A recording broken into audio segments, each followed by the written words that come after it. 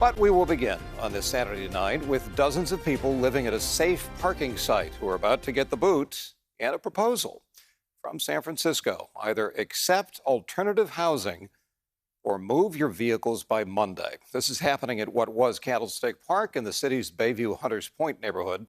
Amanda Harry says plenty of folks don't know what to do next.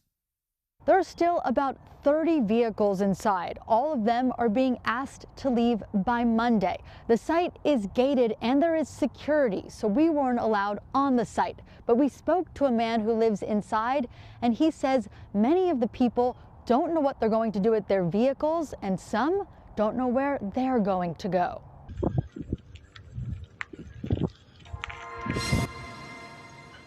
Here's the hoarder. In the last few months, the people who live at the San Francisco Bayview Vehicle Triage Center say their lives have been turned upside down. 100%. I mean, total. Like an earthquake.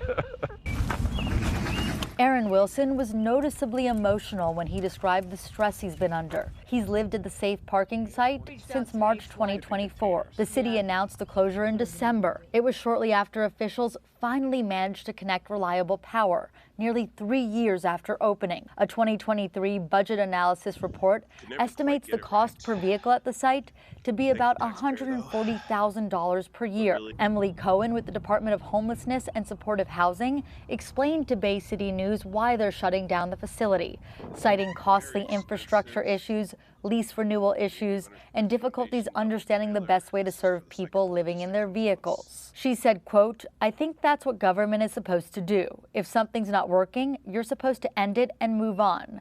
Like, we don't want to just keep doing something that has demonstrated that it's not working." The people living in their vehicles have been offered housing. Not all of them have accepted, but Wilson did. Still, he doesn't know what to do with his RV. I asked for a tow, and they denied it to me. Bayview Hunters Point Foundation, this is the so-called caseworkers. They said, no, we're not giving it to you. You have to figure it out yourself. If he doesn't, it may be towed to an impound lot. When he moved into the triage center nearly a year ago, he was told the HSH would provide services to fix his vehicle and get him back on his feet. He claims they never did what they promised. He says many of the other vehicles at the site are in similar states of disrepair and can't be moved. Wilson has started a GoFundMe to try to get his vehicle moved and fixed so he can potentially sell it. I'm going to have to find a place for the vehicle in the interim, whatever I'm going to do with it. I have to get it registered, and then I can have it for sale, right? And in that time, I got to hope it doesn't get broken into, that's why they call it safe parking. It's like break-ins to RVs that people are living in are very common in San Francisco, okay? It's almost assured. So it's and of course if you leave, and they've been watching it, you're opening yourself up. Everything he owns is inside his RV, and the same is true for many. He also has several cats, and he won't be able to bring them all to his new housing. He hopes to find a way to keep them safe too. And I don't want to lose any of them. From what people who live,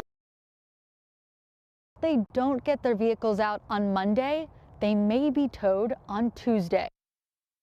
We did ask the city if there's an update on the situation and if people will be able to get assistance moving broken down vehicles, but we haven't heard back from the city yet.